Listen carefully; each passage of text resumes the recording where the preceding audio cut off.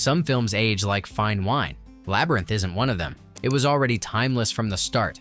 Behind its fantasy surface lies a production filled with creative risks, last-minute changes, and secrets most viewers never noticed. From a chaotic script to casting decisions that nearly went in completely different directions, this 1986 classic hides far more than meets the eye. What you're about to discover goes beyond trivia. These are the hidden layers even devoted fans have missed for decades. And it all begins with one shocking truth. The Goblin King almost never existed as we know him. Number 1. The Goblin King almost looked elsewhere. Before David Bowie slipped into that iconic blonde wig, the Goblin King was imagined as something entirely different. Early concepts envisioned Jareth as a fully puppet-based creature, not a human performer at all. Jim Henson initially wanted the character to blend seamlessly with the Goblin world, which meant exploring non-human designs that would have changed the film's entire emotional core. When the search for a human performer began, several famous names circled the role. Michael Jackson was reportedly considered, and Sting's name came up during early discussions. But it was Bowie who captured Henson's imagination, not just as an actor, but as a creative force who could bring music, danger, and seduction to the part. His involvement didn't just fill the role, it completely transformed it. Once Bowie signed on, Jareth's presence in the story expanded dramatically. Songs were written specifically for him, and scenes were reworked to give the Goblin King more screen time.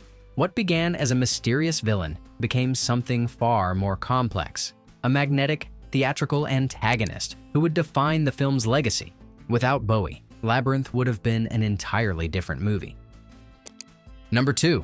A script that changed 25 times. Getting the story right nearly broke the production before cameras ever rolled. The screenplay went through an astonishing number of revisions. Some estimates suggest over 24 drafts were written and rewritten. Each version pulled the tone in a different direction, leaving Jim Henson caught between competing visions of what the film should be. Terry Jones of Monty Python fame wrote an early draft that leaned heavily into absurdist humor. His version was playful and strange, but Henson felt it didn't capture the emotional weight he wanted. Elaine May later contributed uncredited rewrites, helping to sharpen the story's heart. The tension between whimsy and genuine feeling became the production's central creative battle. What finally emerged was a delicate balance. Funny, but not silly. Dark, but not cruel. The finished script honored Sarah's emotional journey while keeping the fantastical chaos intact.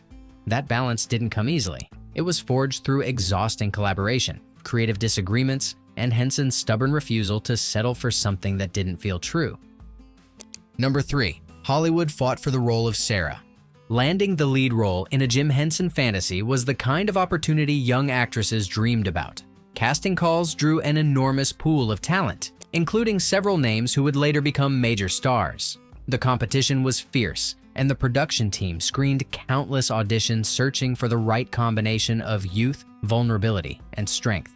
Among those who reportedly auditioned were Helena Bonham Carter and Sarah Jessica Parker. Both were rising talents at the time, and either could have taken the film in a different direction. But Jennifer Connelly, just 15 years old with limited experience, brought something the others didn't, an unguarded emotional honesty that felt completely real. Connelly's youth became an asset rather than a limitation. Her performance captured the awkward space between childhood and adulthood, which was exactly what Sarah's journey required. A more polished actress might have played the role with confidence, but Connelly's sincerity made Sarah's transformation feel earned. That authenticity became the movie's emotional anchor. Number 4. A lawsuit that nearly killed the film. Production was already underway when a legal threat emerged that could have ended everything.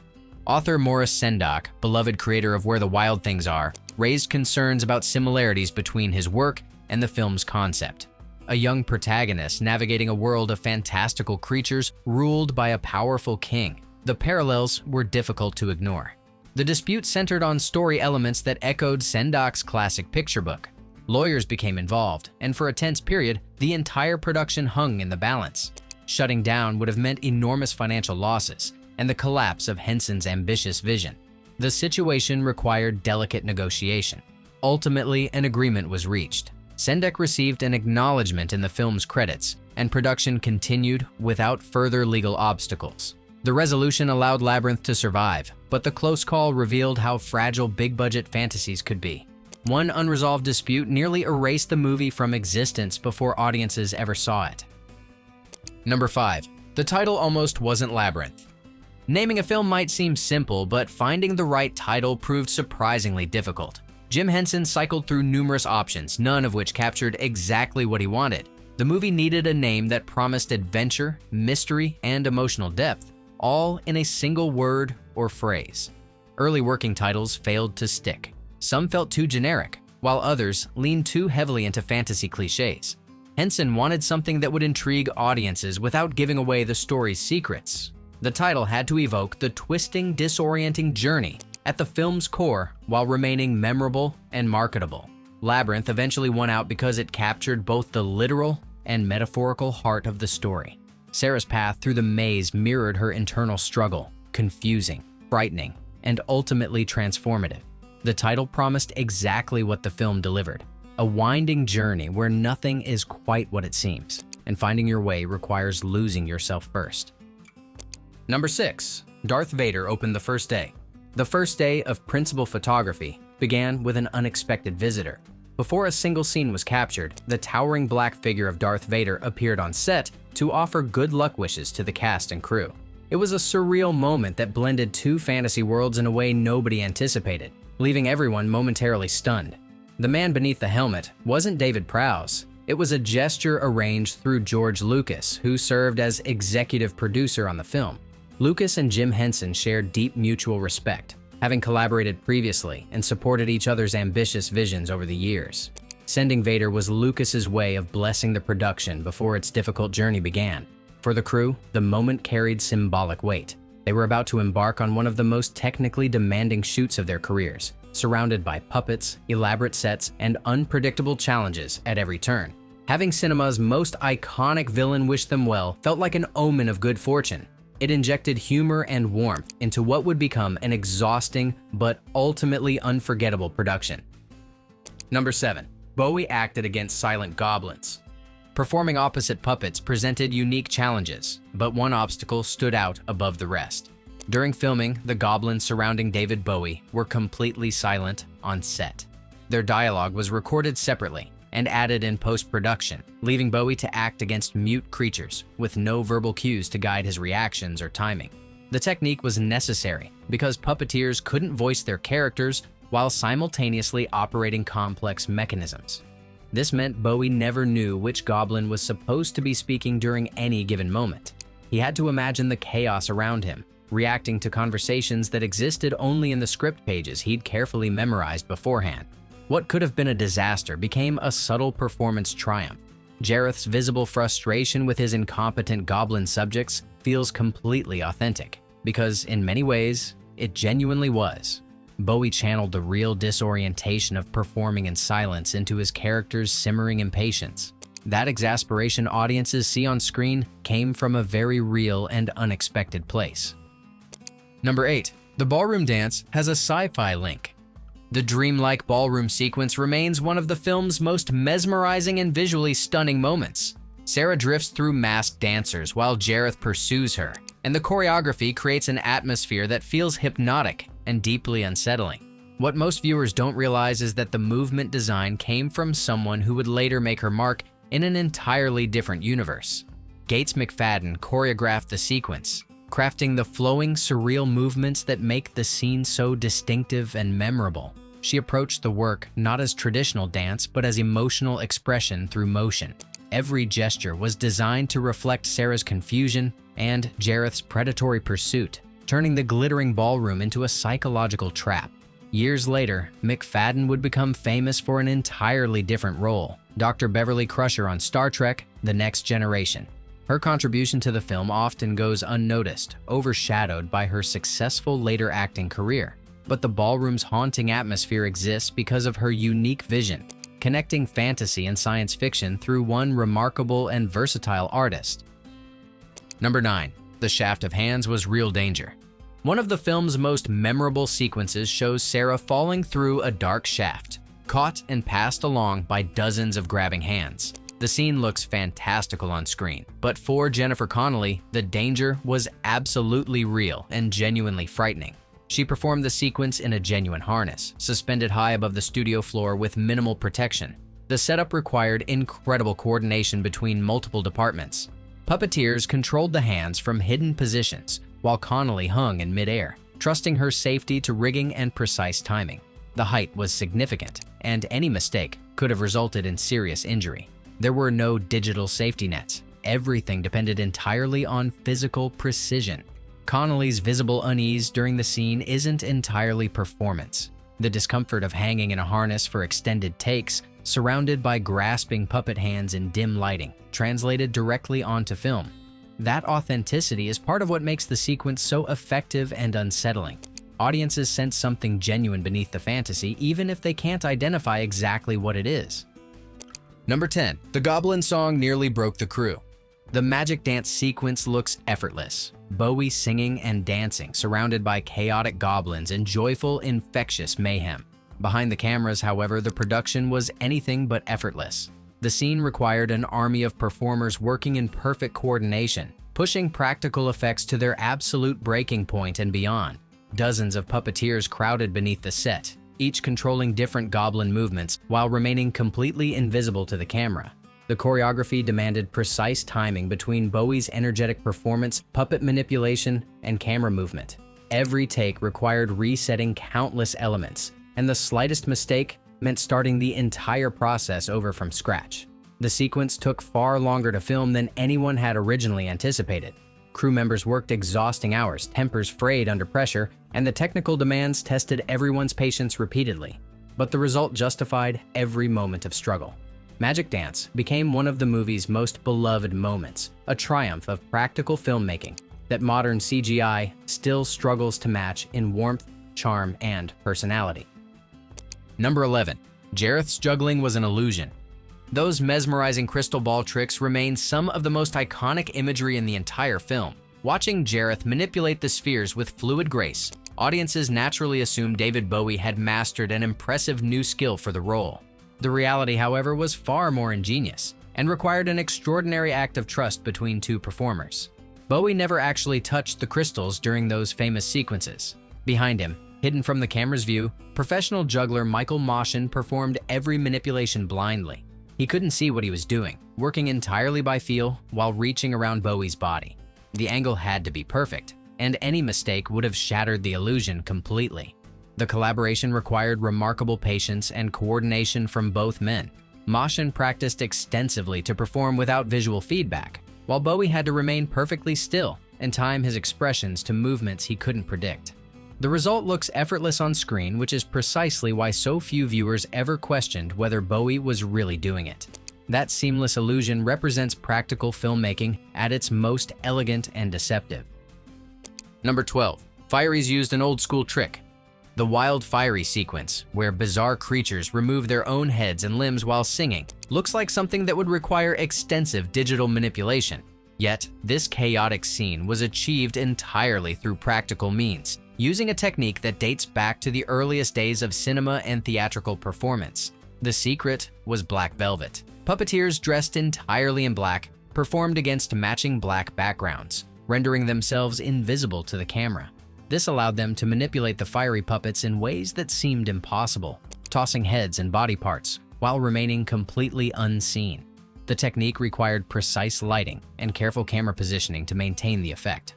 What makes this approach remarkable is how well it still holds up decades later. Digital effects often age poorly as technology advances, but practical tricks like these retain their charm because they exist in physical space. The Fieries feel tangible and present in a way that computer-generated creatures rarely achieve. It's a testament to creative problem-solving, using old methods to create something that still feels fresh and wonderfully strange. Number 13. Bowie quoted a 1940s movie. Hidden within the playful chaos of Magic Dance lies a clever reference that most viewers completely miss. During the song, a particular line of dialogue wasn't invented for the film at all. It was borrowed from a classic Hollywood production made decades earlier, revealing David Bowie's deep appreciation for cinema history. The reference traces back to the 1947 film The Bachelor and the Bobby Soxer, starring Cary Grant. A memorable exchange from that comedy found its way into the Goblin throne room scene, filtered through Bowie's theatrical delivery. It was exactly the kind of obscure homage that delighted Bowie, who loved layering his work with unexpected cultural connections and winks to the past. Most audiences experience Magic Dance as pure fun without ever catching the hidden nod. But for those familiar with classic Hollywood, the reference adds another dimension to an already rich sequence. It shows that even in the film's silliest moments, there were thoughtful choices being made beneath the surface. Bowie wasn't just performing, he was celebrating the cinematic traditions that had inspired him throughout his career. Number 14. Bowie became the baby's voice. Working with infant actors presents unique challenges that no amount of planning can fully overcome. Baby Toby needed to make various sounds throughout the film, but getting a real baby to vocalize on cue proved nearly impossible. The production faced a genuine problem until David Bowie offered an unexpected and rather amusing solution.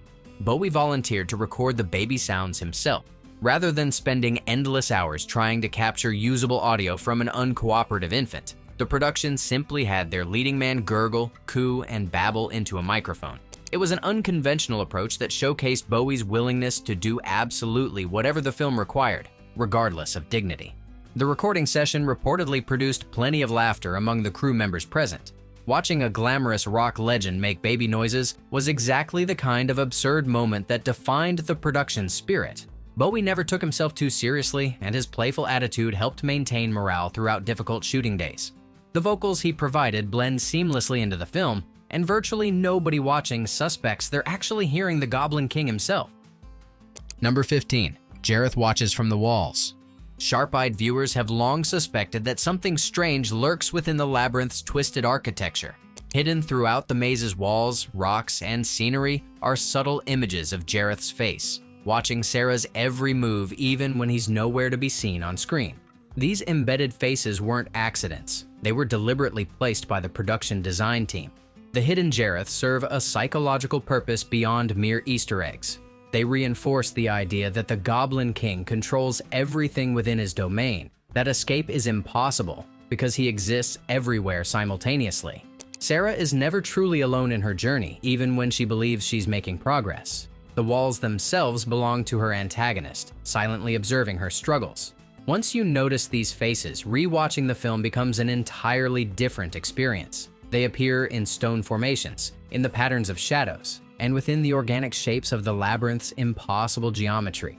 This attention to detail rewards devoted fans who return to the movie again and again, discovering new secrets each time. It's exactly the kind of layered craftsmanship that transforms a good fantasy film into an enduring obsession. Number 16. Bowie was nothing like Jareth. On screen, the Goblin King radiates menace, seduction, and cruel amusement. He toys with Sarah, manipulates her emotions, and rules his kingdom with theatrical tyranny.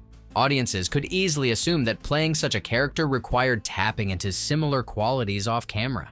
The reality couldn't have been more different. David Bowie was remarkably gentle throughout the entire production. Cast and crew members consistently described Bowie as patient, kind, and genuinely collaborative. Despite being the biggest star on set by far, he never acted superior or demanded special treatment. He learned the names of technicians and puppeteers, engaged in conversations between takes, and treated everyone with equal respect. His presence lifted morale during the production's most difficult and exhausting stretches. Bowie's warmth extended particularly to his young co-star. He understood that Jennifer Connelly was navigating an overwhelming experience and went out of his way to make her comfortable. Their scenes together required trust, and Bowie worked carefully to ensure she felt safe throughout the process. That professionalism and humanity behind the scenes made Jareth's on-screen menace even more impressive. It was pure performance, crafted by someone nothing like the villain he portrayed so convincingly. Number 17. Hoggle was a technical nightmare. Creating a believable fantasy creature is difficult enough, but Hoggle presented challenges that pushed puppet engineering to its absolute limits. The grumpy dwarf needed to convey complex emotions, interact physically with human actors, and appear convincingly alive in extended close-up shots. Achieving all of this required innovations that had never been attempted before on this scale. Inside the Hoggle suit was performer Sherry Weiser, who controlled the body movements and walked through scenes. But the face, that remarkably expressive face, required an entire team working in concert. Remote-controlled mechanisms handled different facial features, with multiple puppeteers operating various elements simultaneously from off-camera.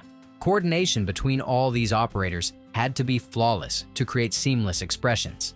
The technical demands meant that even simple scenes took enormous effort to execute properly. Every blink, every frown, every subtle shift in Hoggle's expression required precise teamwork and extensive rehearsal. The engineering team constantly modified and improved systems throughout production as new challenges emerged.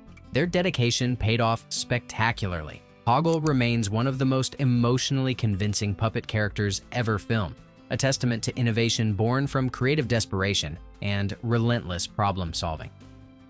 Number 18. Baby Toby baptized the Goblin King. Working with infants guarantees unpredictability, and the production learned this lesson in a particularly memorable way. The baby playing Toby couldn't be directed, couldn't hit marks, and certainly couldn't be expected to behave professionally. During one scene with David Bowie, the infant delivered a moment that would become legendary among the crew members present. The baby urinated directly on Bowie during filming. It happened without warning, as these things always do, leaving the Goblin King's elaborate costume soaked in a decidedly unglamorous manner. The moment could have provoked anger or frustration from a lesser performer, especially given the time required for costume changes and scene resets that would inevitably follow. Instead, Bowie reportedly found the entire situation hilarious. His laughter broke any tension on set and turned an awkward accident into a cherished production memory. The incident became a running joke throughout the remaining shoot, bringing levity to difficult days. It perfectly encapsulated the unpredictable nature of filmmaking. Even the most carefully planned scenes can be derailed by an infant with unfortunate timing. Bowie's graceful reaction only deepened the crew's affection for their leading man. Number 19. Sarah's room explains the whole film. The opening scene offers far more information than most viewers realize on first watch. Sarah's bedroom appears briefly before her journey begins, seemingly just establishing her as a typical teenager, surrounded by typical possessions. But careful examination reveals something extraordinary. Nearly everything she encounters in the labyrinth already exists in that room, hiding in plain sight. Toys on her shelves include figures resembling Hoggle, Ludo, and Sir Didymus.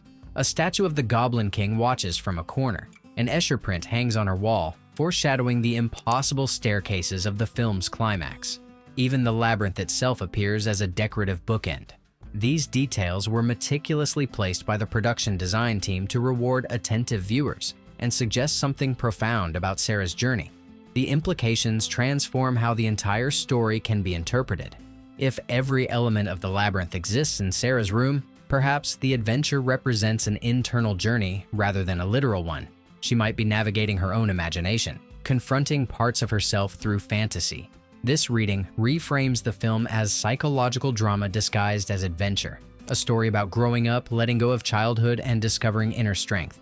The room tells you everything if you know how to look. Number 20. Hoggle was lost for decades. When production wrapped, the elaborate Hoggle puppet was carefully stored along with other valuable props from the film. He was an irreplaceable piece of cinema history, a technical marvel that had required countless hours to design, build, and operate. Then somehow, he simply vanished. For years, nobody knew where Hoggle had gone or what had happened to him. The mystery persisted for over a decade, with fans and collectors speculating about his fate. Some assumed he'd been destroyed or discarded. Others hoped he was sitting in a private collection somewhere waiting to be rediscovered. The truth, when it finally emerged, was stranger than anyone had imagined. Hoggle turned up at an unclaimed baggage center in Alabama, apparently lost somewhere in transit and never retrieved. The discovery made headlines and sparked efforts to restore the deteriorating puppet. Years of improper storage had taken their toll, but Hoggle's journey wasn't over. He eventually found his way to proper preservation, a rescued artifact from a beloved film. The strange odyssey from film set to lost luggage facility somehow perfectly suited a character defined by grumpiness and bad luck. Even off-screen, Hoggle couldn't catch a break, but he survived to tell the tale.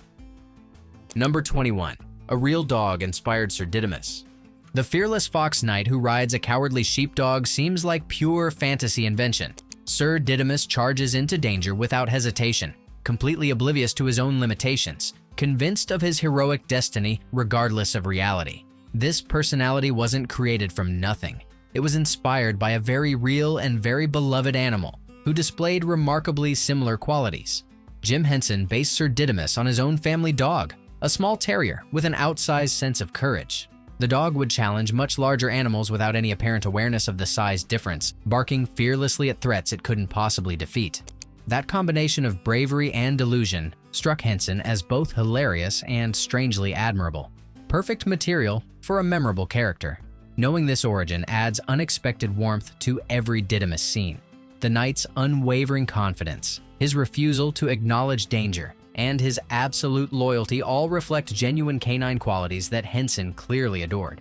Even the relationship with Ambrosius, the terrified steed who knows better than his master, mirrors the dynamic between bold small dogs and their more sensible companions. Personal touches like these give the film an intimacy that purely invented characters rarely achieve. Sir Didymus isn't just funny, he's a love letter to a cherished pet. Number 22. George Lucas saved the final cut. Principal photography was complete, but the movie wasn't finished yet. Jim Henson faced the enormous task of assembling countless hours of footage into a coherent story. The editing process proved more challenging than anticipated, with early cuts running too long and failing to maintain the pacing the story required. Something wasn't working, and Henson knew it needed outside perspective. George Lucas stepped in as more than just an executive producer, lending his name to the project. He took an active role in the editing room, offering suggestions that would reshape the final film significantly. Lucas understood blockbuster pacing in ways few filmmakers could match, having revolutionized it himself with Star Wars. His notes helped tighten sequences, clarify story beats, and maintain momentum throughout Sarah's journey. The collaboration wasn't about Lucas taking over. It was about two visionary filmmakers combining their strengths during a critical phase.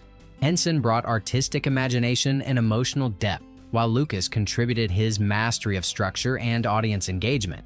Without this partnership, the movie might have felt slower, more indulgent, less effective at pulling viewers through its fantastical world. The final cut bears both their fingerprints, blending Henson's heart with Lucas's instinct for what keeps audiences watching. Number 23. The film's failure broke Henson.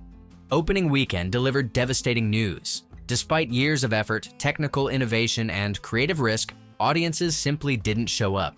The movie earned modest returns against its substantial budget, qualifying as a genuine box office disappointment. For most filmmakers, this would have been a professional setback. For Jim Henson, it was something far more personal and deeply painful.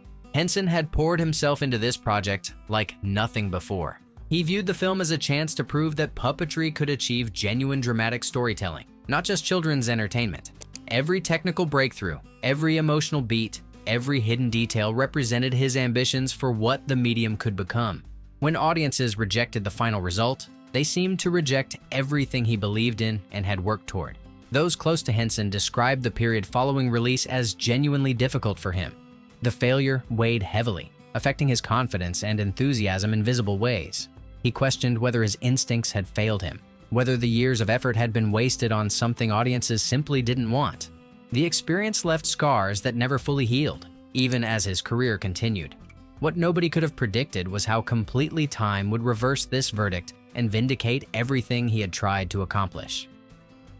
Number 24. From flop to cult obsession. Home video changed everything. The movie that had struggled in theaters found new life on VHS, reaching audiences who had missed or dismissed its original release. Children discovered it through rentals and television broadcasts, watching repeatedly until every line was memorized. What had seemed like a failure began transforming into something far more enduring and meaningful. The cult grew steadily through the 1990s and exploded with the internet age. Fans connected across distances, sharing their passion and organizing events that celebrated the film's legacy. Annual screenings became traditions, with audiences dressing as characters and reciting dialogue together. The movie wasn't just remembered, it was actively loved, studied, and passed down to new generations of devoted viewers who found something special in its fantasy world. Today, the film enjoys a cultural status its original release never suggested was possible. It influences fashion, music, and countless other creative works. Tributes appear in television shows and films made by creators who grew up enchanted by its imagery. David Bowie's performance remains iconic, introducing new audiences to his artistry decades after his passing.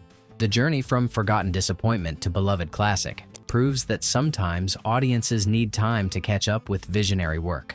The Labyrinth waited patiently, and eventually the world found its way inside. Number 25. The Lasting Power of the Labyrinth. 4 decades later, the film continues to find new audiences who fall under its spell. Parents who discovered it as children now share it with their own kids, passing the experience forward like a treasured heirloom. The story resonates across generations because it captures something universal: the terrifying, exhilarating process of growing up and accepting responsibility for your own choices. The movie endures, partly because it was made with such obvious care and passion. Every puppet was crafted by hand, every set built with physical materials, every effect achieved through ingenuity rather than shortcuts. That tangible quality gives the film a warmth that digital productions often lack. Audiences sense the human effort behind every frame, connecting them to the artists who brought this impossible world to life through dedication and craft. But the deeper reason for its lasting power is emotional honesty.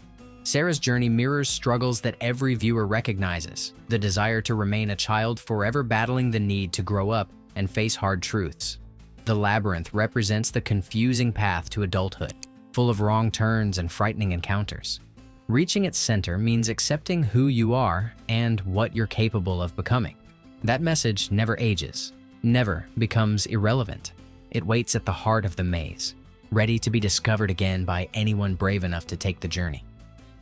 What makes Labyrinth special isn't just its stunning puppetry or David Bowie's magnetic performance, it's the layers hidden beneath the surface. From a chaotic script to legal battles that nearly ended everything, from a box office failure to cultural immortality, this film was forged through struggle and unwavering creative vision. Hidden faces watch from the walls, a teenager's bedroom predicts her entire journey, and practical effects still outshine modern technology decades later. The Labyrinth keeps its secrets well, revealing them only to those who look closely. If this journey through the maze surprised you, hit that like button and subscribe for more hidden stories behind your favorite films. Which secret changed how you see Labyrinth forever? Share your answer in the comments. The Goblin King is always listening.